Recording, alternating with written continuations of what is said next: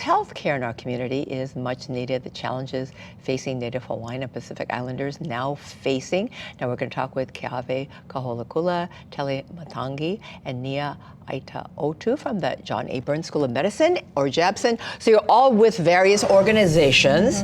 So what is happening with the Native Hawaiian and Polynesian communities in regards to healthcare and what you're doing with these healthcare workers going into the community? This is so amazing. I love it. Yeah, mahalo, aloha, everyone. But Peaua Levasa is the name of our program, Yes. our project, which means Ways of the Ocean, which connects us Pacific people. And we're coming together as Native Hawaiian and Pacific Islanders from across the United States, Hawaii, as well as the Pacific, to really combat chronic diseases in our communities, diabetes, heart disease, and so forth, by using community health workers as frontline public health professionals to be able to help people prevent, or if they do have disease, better manage to prevent complications. Okay, so how does this work? Because you actually go into the communities as volunteers, but then now there's a movement to actually, there's a grant that you just received to pay these volunteers. So tell us about that. So it's a research grant. So what we're doing is we're developing a curriculum for community health workers.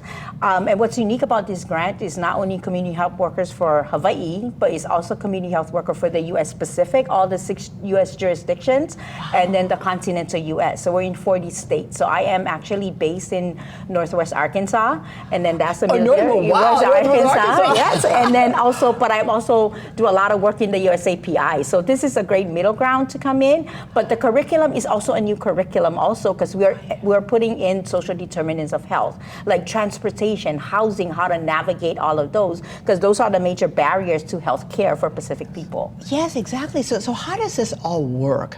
I know that you have community health workers that were going into the field. So tell us, how does this work and how can people get involved? Well, I think what's important to notice is that we've always been there. These are people who have been, like you said, volunteering. Yes. They offer in-language and culturally appropriate engagement. So they're speaking to people in their language. They understand the cultural uniqueness, maybe, that's happening. And basically what our goal is to give them the tool kit or tool set in order to make sure that they're addressing the social determinants of health and that they're connecting our community members with medical professionals and social services. Okay, so Keawe, how does this work where people can get involved? And I know now apparently you have this grant, so tell us how this all works and how people can volunteer to be part. Yeah, so through Papalolokahi and through Naopo, the organizations they belong to, they already have a network of community health workers, as mentioned, across different regions. So we're engaging them. And then we'll be reaching out to their communities and drawing from people from there to be able to deliver the intervention, Pili Pacifica, a lifestyle intervention coupled with addressing social determinants of health. Okay. So it'll be coming into different communities at different times over the next several years, we hope. And so community health workers will help with the recruitment in their settings. Okay, good. Well, and if people want more information, they can go to our website, kitv.com, and then we will also give them all the information for how they could be involved or maybe reach out to you for information. Mahalo. Thank you.